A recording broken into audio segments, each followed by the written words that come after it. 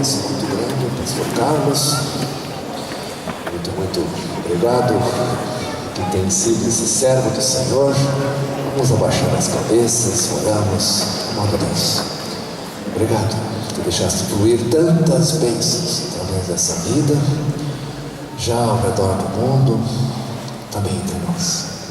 Esteja com o pastor Carlos agora, também conosco. Abra nossos ouvidos, que teu Santo Espírito possa estar aqui, de fato nos deixando entender, nos dando sabedoria, deixando acolher, nos deixando questionar e desafiar para seguir a ti, Jesus de Nazaré. Amém. Obrigado, Sérgio. Obrigado aos irmãos e às irmãs pela acolhida, por esses momentos graciosos que temos estado juntos aqui. Contemplar a beleza das crianças, a alegria dos jovens, perceber aqui pessoas de cabelos brancos, né, na mesma comunidade, essa experiência, essa vivência de crianças, jovens e adultos. Isso é muito legal, isso é muito legal. Eu sempre digo que igreja que não tem pessoas idosas não tem história. Então vocês têm história porque vocês têm pessoas idosas, né? Igreja que não tem criança não tem futuro. Então vocês têm futuro porque vocês têm muitas crianças, né? Igreja que não tem juventude não tem alegria, vibração, né? Eu estava comentando com o irmão, a turma cantando, né? Me dá vontade de pular, me dá vontade de cantar. Estava lá, fui uma noite falar com jovens, uma das músicas é: me dá vontade de cantar, me dá vontade de pular, me dá vontade de dançar, eu no meu cansaço, me dá vontade de cochilar, me dá vontade de sentar. Mas a gente tem que compreender que a juventude está com toda essa energia para dançar, pular e cantar, né? E essa convivência, isso aqui é gostoso, porque aí as pessoas com mais idade, com muita paciência, acolhem essa energia e essa beleza da juventude. E eu espero que eles também, com muita paciência, acolham o nosso cansaço, acolham a nossa quietude. Mas que legal, muito bom poder perceber isso. Eu queria celebrar isso, eu queria celebrar que a alegria da criança e a saúde da criança, não o grito da criança, a brincadeira da criança, não atrapalha no nosso contexto, não interrompe no nosso contexto a beleza do Evangelho. Eu fico muito preocupado nas igrejas. Tem muita igreja que é irreverente com a saúde e a energia da criança. Tem que colocar o menino bem quietinho, isso é irreverência à saúde da criança.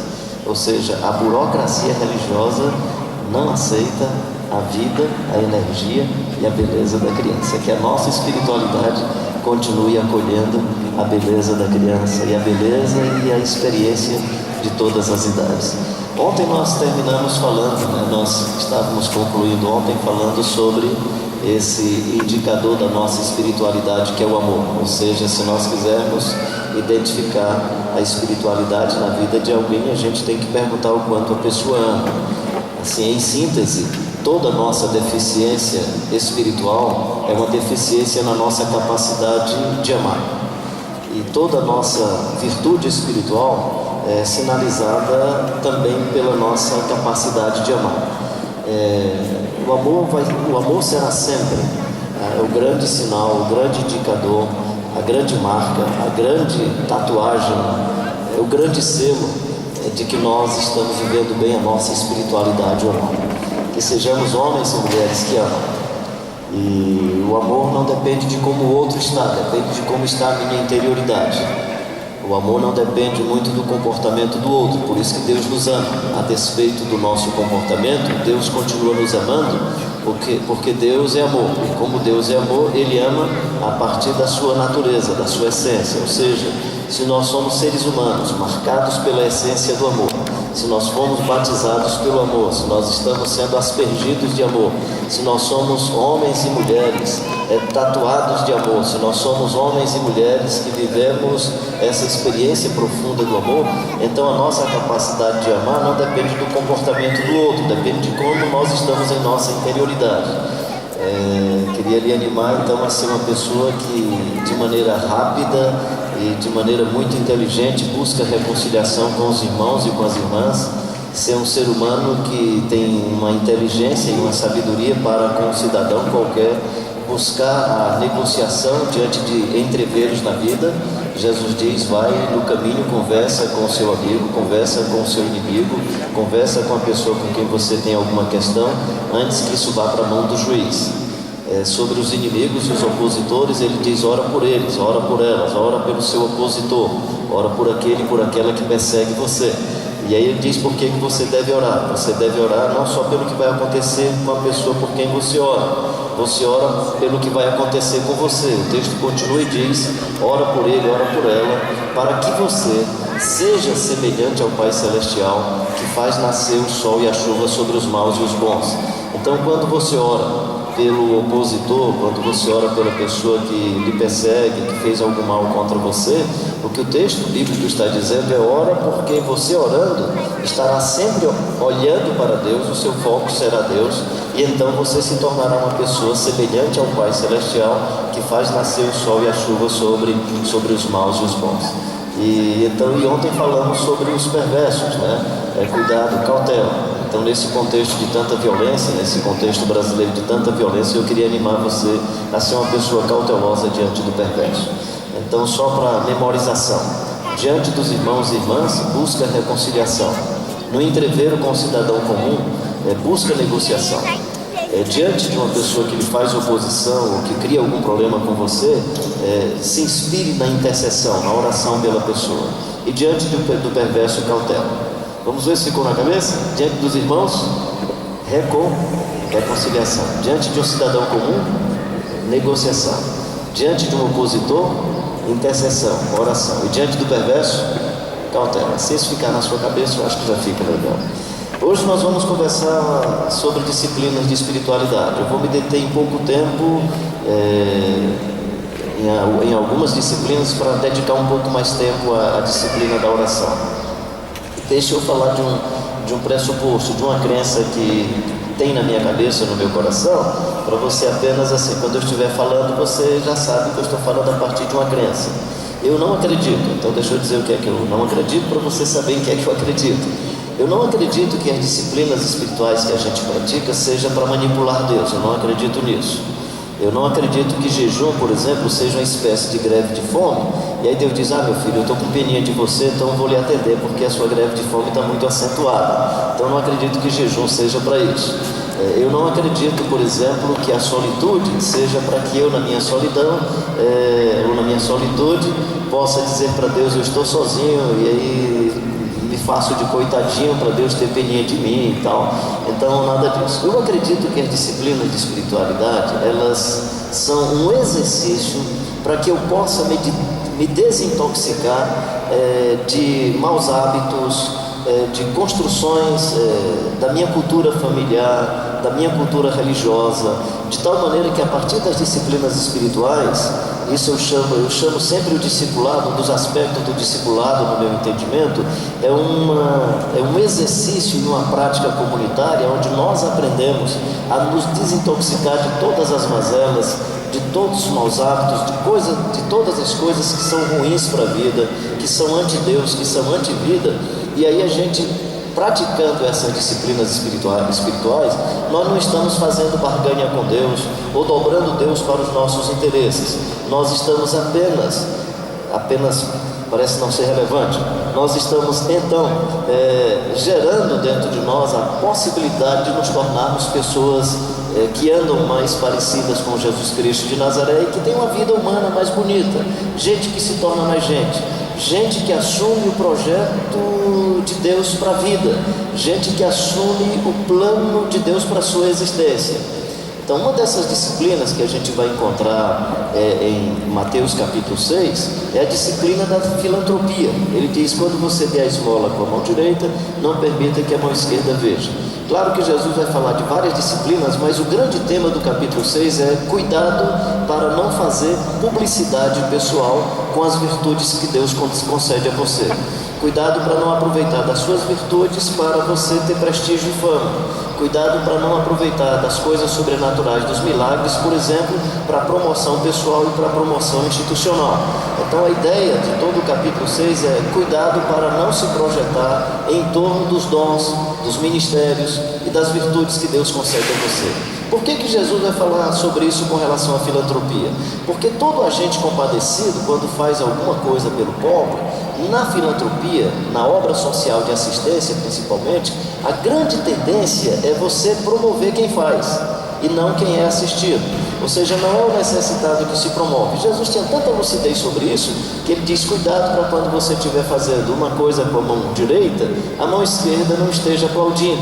Ele usa essa analogia para referir-se ao interesse dos escribas e fariseus, dos religiosos do seu tempo, que faziam essas coisas nas esquinas, nas praças, nos lugares públicos, com o propósito de terem publicidade pessoal. Então o que Jesus está dizendo é: cuidado para que você não utilize dessas virtudes, desses dons e dessas ações para a publicidade pessoal.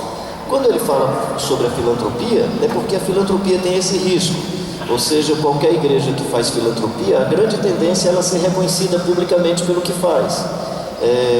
Todo governo que utiliza-se dos mecanismos de assistência, por exemplo, algum tipo de iniciativa que tem a ver com a assistência, a grande chance é do Estado, do governo, tirar proveito da assistência. Porque na assistência, seja a igreja fazendo, seja o Estado, seja você individualmente, a tendência é de você se autopromover com isso.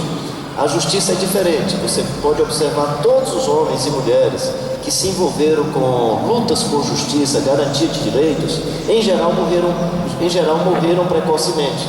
O João Batista, o Jesus Cristo de Nazaré, Martin Luther King, citamos aqui já o Dietrich Bonhoeffer. Talvez um dos que teve um tempo mais prolongado foi Nelson Mandela, porque passou 27 anos preso. Então, na sua luta contra as diferenças étnicas da África do Sul, e tinha implicações em outras regiões da África, principalmente a África Austral, e eu presumo que ele conseguiu sobreviver porque muito tempo de sua vida foi dentro de uma cadeia, foi preso. Mas assim, só para dizer que a disciplina da filantropia tem uma limitação, que é a limitação de você se autopromover. E aí Jesus está dizendo: cuidado com a autopromoção da filantropia. Sobre o jejum, no Novo Testamento tem duas ênfases muito interessantes. Uma delas é a possibilidade de que o jejum gere em você um tipo de capacidade de confrontação de poderes satânicos. Jesus diz: essa casta de demônios só sai com jejum e oração. E aí, como o texto diz, eu não sei bem explicar isso, eu só me recolho a minha insignificância sobre o texto e apenas acredito no que Jesus está dizendo. Ou seja, tem certas situações de confrontação com os poderes satânicos, com os poderes das trevas, que ele diz: é melhor jejuar para você enfrentar isso, que não dá para você enfrentar isso com o seu jeito meramente humano, com as suas técnicas de exorcismo. Você precisa de um poder sobrenatural, você precisa do poder de Deus. Quando vai para o Novo Testamento, jejum tem a ver com indignação com o mal que eu pratiquei. E aí os caras se vestiam de saco de tecido de estopa, né? Um tipo de esse tecido de saco de estopa que a gente conhece no nosso contexto, jogavam cinza sobre o corpo, porque eles estavam dizendo assim: nós estamos envergonhados e indignados com os nossos pecados, nós estamos publicamente dizendo a todas as pessoas que a nossa indignação com o nosso pecado, a nossa vergonha com a besteira que fizemos é tal que nós não conseguimos comer. Então a ideia é: nem os animais vão comer. Todos nós estamos arrependidos. Era uma maneira de mostrar constrangimento, prosternação e arrependimento diante das tolices que haviam praticado, diante dos pecados que haviam praticado, e isso fazia-se publicamente. Então isso não dá ibope, isso não projeta ninguém. Mas aí você vai encontrar no Velho Testamento muitas ações dessa natureza. Quando eu vou para o Novo Testamento e Jesus nos anima ao jejum, eu presumo que ele está nos animando a disciplinar os apetites da vida, razão pela qual o jejum não é uma barganha com Deus, é uma maneira de disciplinar os meus apetites. E claro, eu estou falando de uma região, eu estive pensando aqui esses 3 dias, aqui deve ser muito difícil jejuar, gente. Que cozinha maravilhosa, que quitutes abençoados, puxa vida. E tem assim um pãozinho que vem ungido com os docinhos, um negócio legal. Puxa vida, eles vêm assim aspergido com tantas bênçãos que dá um sabor gracioso. E eu fiquei imaginando, deve ser difícil. Honestamente, eu estou assim, meio constrangido de falar sobre jejum nessa região. Porque quando Jesus foi ser tentado, né? Eu gosto da descrição de Lucas, que diz assim: e Jesus indo ser tentado, o Espírito Santo o conduziu para o deserto. Imagina só, e Jesus indo ser tentado, o Espírito Santo o conduziu para Ituporanga. Aí o texto ia ser mais ou menos assim: e cada vez que Jesus pensou em ser tentado, ele pensou demoradamente. Aliás, cada vez que ele pensava em jejuar, ele pensou demoradamente, né? Vir para um lugar desse e não desfrutar dessas quitutes é não ser inteligente, né? Então, eu sei que eu estou falando sobre jejum numa região muito difícil de falar sobre jejum, estou sendo muito honesto. Então, o que é o jejum? Uma vez um rapaz chegou para mim e disse: pastor Carlinhos, eu gosto de jejuar, eu paro algumas vezes, mas eu tenho um problema comigo quando eu vou jejuar. É que quando eu vou jejuar, eu tenho que tomar uns golinhos de café. É pecado? Eu digo: não, cara, pecado nem é pecado jejuar ou não jejuar. Jesus não trata com isso, com esse peso sobre você. Agora, se jejum é para disciplina, deixa eu te dar uma recomendação: jejua só do café e come o resto. Só isso. Se você não consegue disciplinar e ter controle sobre o apetite, meu querido. Minha filhinha era adolescente, chegou um dia: pai, nós as adolescentes da igreja estamos pensando em ter assim um período de jejum, a gente pode beber água, pode não sei o quê. E começou a fazer pergunta: o que o senhor acha? Aí eu disse: filha, pensa em duas coisas que se você deixar de se alimentar, você vai ter dificuldade. Ela: desculpa, eu não queria fazer propaganda de nenhum refrigerante, mas aí ela disse: Coca-Cola e chocolate. Eu disse: então pronto, filha, passa uma semana jejuando de Coca-Cola e chocolate. Gente, até as notas melhoraram. Então, para não fazer propaganda, você quiser melhorar a nota na escola, então diminui a Coca-Cola. Mas só para você entender o seguinte: as disciplinas de espiritualidade são exercícios, no meu entendimento, são exercícios não para a gente se relacionar com Deus, porque nós nos relacionamos com Deus pela graça, pela misericórdia, pelo seu amor e pela sua vontade. Mas as disciplinas podem nos ajudar. Por exemplo, no caso da disciplina do jejum, se eu consigo controlar o que é tão básico para a vida, se eu consigo controlar o tipo de alimento, a quantidade de alimento, os sabores que estão me controlando, eu vou controlar, quem sabe, a libido que está aí à flor da pele. Eu vou controlar esses momentos em que os hormônios estão me direcionando para certas práticas que não são devidas. Eu vou aprender a controlar esse prato apetitoso que é falar da vida alheia. Eu vou aprender a controlar a língua, eu vou aprender a controlar certas reações, eu vou aprender a controlar várias áreas da vida. Então, o jejum é muito mais como disciplina que nos ensina a controlar os apetites da vida e da existência. Uma outra disciplina, para mim ela não está muito clara nas escrituras, exceto quando a gente olha a vida do Abraão. Por inferência a gente pode observar o povo de Deus em peregrinação, a forma como os discípulos de Jesus Cristo são chamados por Paulo várias vezes de os do caminho, quando ele diz: eu saí para perseguir os do caminho. Quando você lê a carta de Tiago, e ele escreve o que ele chama de as 12 tribos em dispersão, 12 tribos de Israel em dispersão. Possivelmente essa linguagem, 12 tribos, é uma linguagem para dizer a plenitude do povo de Deus que está em dispersão, a plenitude dessa nova comunidade que não tem endereço. Ou seja, quando você lê a carta de Tiago, você vai perceber que existe aí uma igreja que não tem endereço. Você tem a igreja em Corinto, que tinha endereço, funcionava na sinagoga, depois na casa de Sóstenes, que era uma casa contígua à sinagoga, a igreja em Jerusalém. Mas você vai encontrar uma comunidade que vive em dispersão, que não tem endereço. Imagina só o pessoal dessa comunidade no século XXI, chegando numa loja e comprar algum objeto, e o cara: qual é o seu endereço? Ah, não tem endereço. Ah, então não pode comprar, né? Então, é essa comunidade de peregrinos e peregrinas. Peregrinar, tudo indica que então, quando a gente observa nas escrituras, percorria Jesus toda a Galileia, pregando o evangelho do reino. Estando Jesus em Jerusalém, precisava ir para a Galileia, e era necessário passar por Samaria, e chegou na província de Sicar. Estando Jesus no mar de Tiberíades, precisou atravessar para o outro lado. Quando você observa Jesus e os seus discípulos, eles viviam em permanente peregrinação. Em permanente peregrinação. Claro que caminhar é gostoso, caminhar faz bem à saúde, mas peregrinar é uma disciplina de espiritualidade onde você transita em vários espaços, em várias geopolíticas, em várias geografias, mas você transita na dependência de Deus.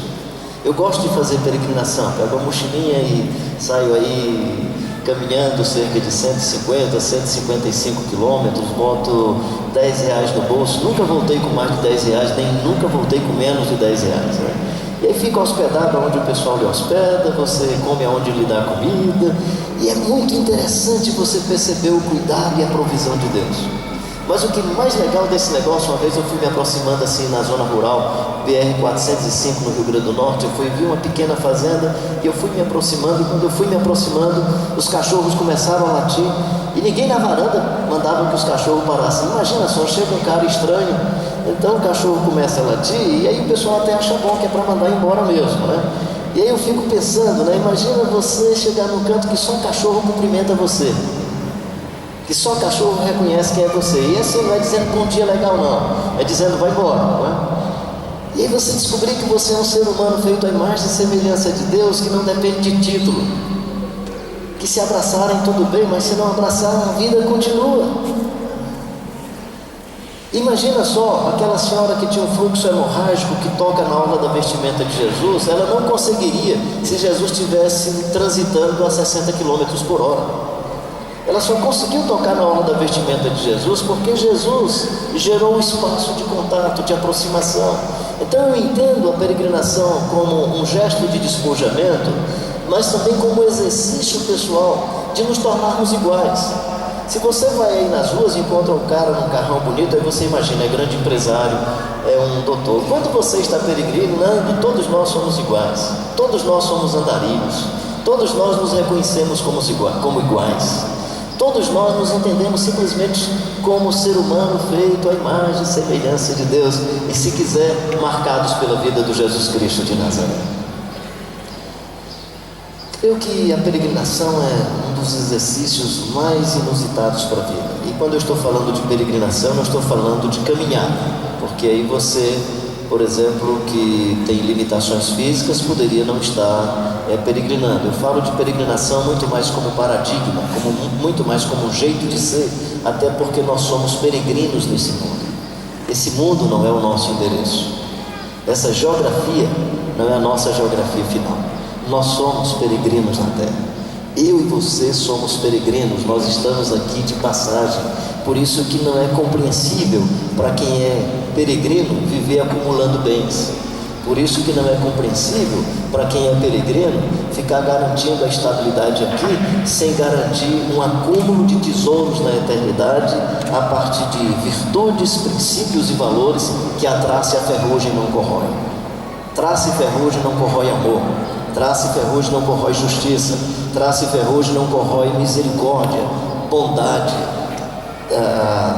A ferrugem não destrói o seu jeito fraterno, gracioso e bondoso com seus filhos e filhas. Uma outra disciplina que para mim é inusitada na vida espiritual é a solitude.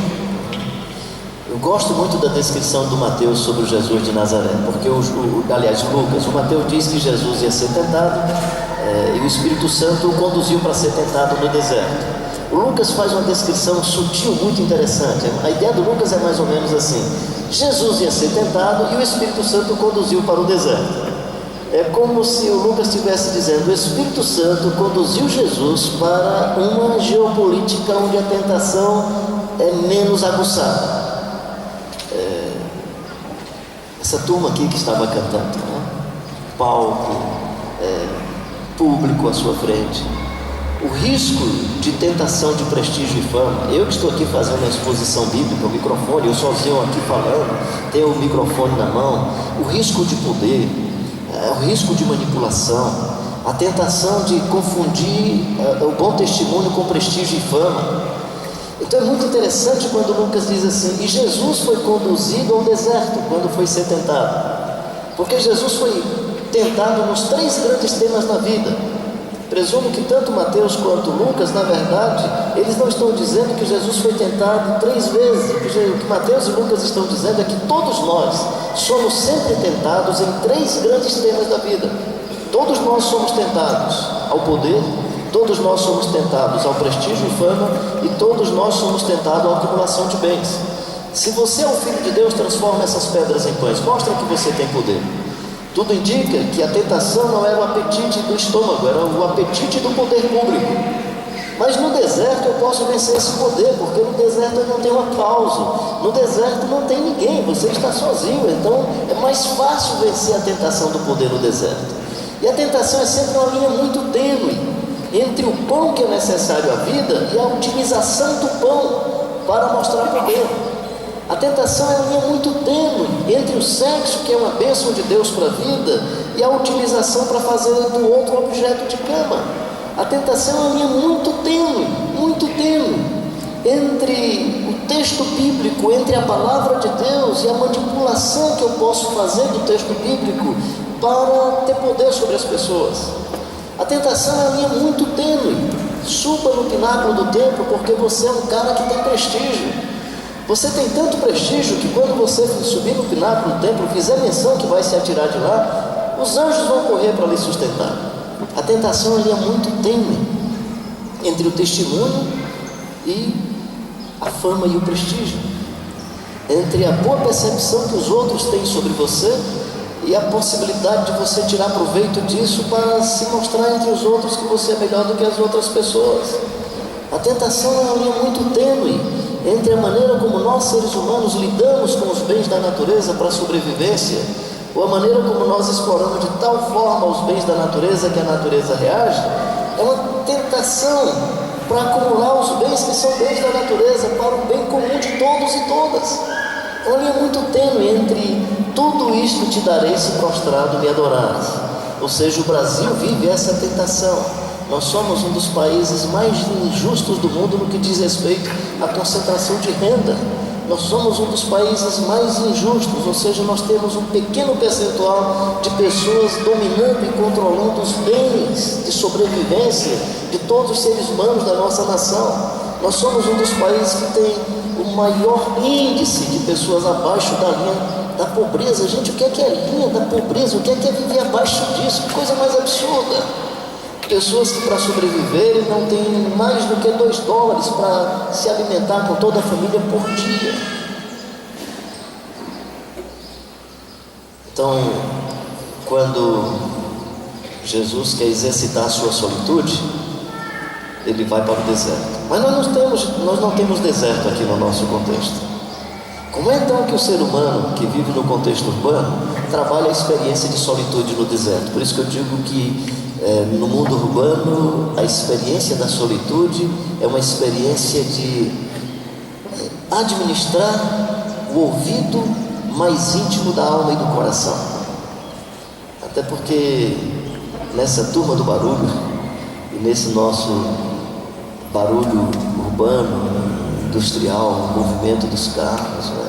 Se você não ajeitar o ouvido interno, o ouvido do coração, os ruídos não deixarão você perceber a voz de Deus. Então eu queria lhe animar a essa busca de solitude. Ou seja, como que sozinho e sozinha você se descobre como ser humano. A solidão é quando você não se percebe gente, porque a pessoa amada ou a paixão da sua vida não está perto de você. Então a solidão é mais ou menos assim: eu não sou gente porque a pessoa, porque eu tenho paixão, não está do meu lado. A solitude é diferente. A solitude é: eu sou gente porque eu fui feito à imagem e semelhança de Deus e me descobri como ser humano feito à imagem e semelhança de Deus, e marcado pela vida do Jesus Cristo de Nazaré, posso me amar, e me amando eu posso dialogar com a possibilidade de encontrar parceiro, parceira, marido, mulher, seja como for, encontrar outra pessoa amada para dar vazão à minha vida, aos meus apetites de amor, aos meus apetites de relacionamento fraterno com as pessoas. Mas a solitude é essa descoberta de si mesmo, é essa chance que você tem de, na experiência do deserto, perguntar: quem sou eu? É interessante que o Moisés no deserto pergunta sobre isso: quem sou eu, Senhor? Ele faz a pergunta certa, o problema era o referencial. Ele diz: quem sou eu para ir ao faraó? Então ele pergunta sobre si, mas o referencial era todo o conjunto de informações que ele tinha do lado de fora. Então às vezes quando você diz quem sou eu, aí você diz: quem sou eu? Não posso nem me comparar ao fulano de tal que tem conta bancária alta. Quem sou eu? Não tenho título. Poxa vida, não é isso, meu querido. Não é isso, minha querida. É quem é você na sua singularidade mais profunda. A solitude nos ajuda a nos descobrirmos nessa singularidade mais profunda. Alguns, especialmente jovens aqui, outros que já ouviram alguns comentários meus em outros lugares, sabem que eu tenho dois grandes amigos, que é o Brioso e o Azulão. O Brioso é o meu paletó que tem 36 anos. O Azulão tem 34. E o Brioso é aquele paletó assim chato. O Brioso é aquele paletó